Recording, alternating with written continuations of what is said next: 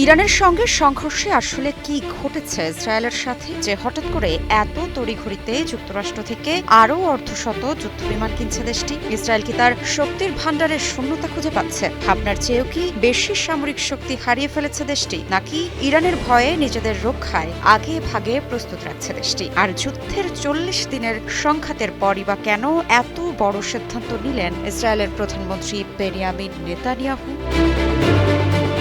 সম্প্রতি শক্তি বাড়াতে বিশাল পদক্ষেপ নিয়েছে ইসরায়েল। সাম্প্রতিক ইরান যুদ্ধ থেকে পাওয়া শিক্ষা বিবেচনায় নিয়ে যুক্তরাষ্ট্রের কাছ থেকে আরও ২ স্কোয়াড্রন F-35I এবং F-15IA যুদ্ধবিমান কিনছে দেশটি। সম্প্রতি ইসরায়েলের প্রতিরক্ষা মন্ত্রণালয় এই ঘোষণা দিয়েছে। কেনা হতে পারে ২ ধরনের বিমান, আনুমানিক ২৫টি করে, মোট ৫০টি। ইসরায়েলি সংবাদ মাধ্যম টাইমস অব ইসরায়েলের প্রতিবেদন থেকে এই তথ্য জানা গেছে।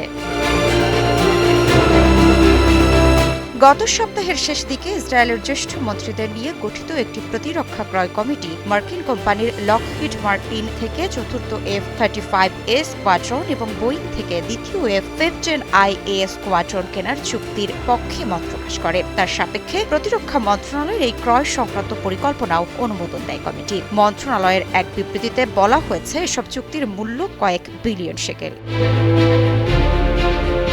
ইসরায়েলের প্রতিরক্ষা মন্ত্রণালয় জানিয়েছে, এই যুদ্ধবিমানগুলো ইসরায়েলি প্রতিরক্ষা বাহিনী IDF এর দীর্ঘমেয়াদী বাহিনী উন্নয়ন পরিকল্পনার মূল ভিত্তি হিসেবে কাজ করবে, যা আঞ্চলিক পরিবর্তনশীল হুমকি মোকাবিলা এবং ইসরায়েলের কৌশলগত আকাশসীমা নিয়ন্ত্রণ বজায় রাখতে সহায়তা করবে। কমিটির অনুমোদনের পর প্রতিরক্ষা মন্ত্রণালয়ের মহাপরিচালক আমির বারাম মন্ত্রণালয়ের যুক্তরাষ্ট্র মিশনকে নির্দেশ দেন দ্রুততম সময়ের মধ্যে যুক্তরাষ্ট্রের সরকার ও সামরিক অংশীদারদের সঙ্গে চূড়ান্ত চুক্তি সম্পন্ন করার প্রক্রিয়া এগিয়ে নিতে।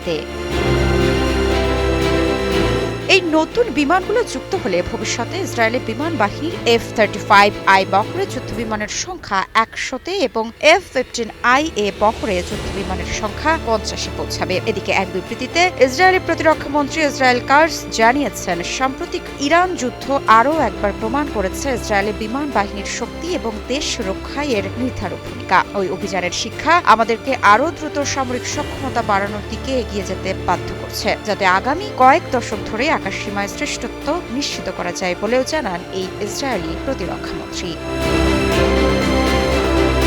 মৃত্তিকা সিনহা বিশ্বাস, নিউজ 24।